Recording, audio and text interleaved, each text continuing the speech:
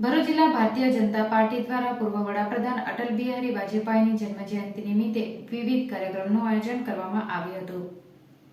ભારત રત્ન ભારતના પૂર્વ વડાપ્રધાન અટલ બિહારી વાજપેયીની આજે જન્મજયંતિ છે, ત્યારે ભરૂચ જિલ્લા ભાજપ દ્વારા વિશેષ કાર્યક્રમનું આયોજન કરવામાં આવ્યું હતું।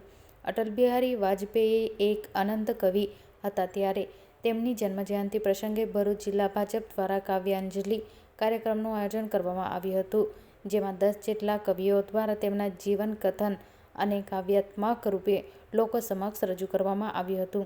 આ સાથે જ ભાજપના આગેવાનો દ્વારા તેની પ્રકૃતિ પુષ્પાંજલિ અર્પણ કરવામાં આવી હતી।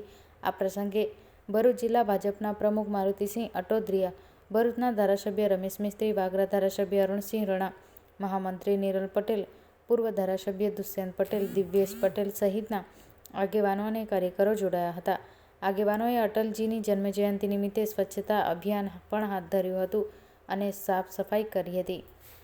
સદૈય ભારત રત્ન કરોડો ભારતીયોના દિલમાં જેમનું સ્થાન છે એવા અટલ બિહારી વાજપેયીજીના જન્મદિનને ભરૂચ જિલ્લો ભારતીય જનતા પાર્ટી આજ સુશાસન દિવસ તરીકે ઉજવી રહ્યું છે।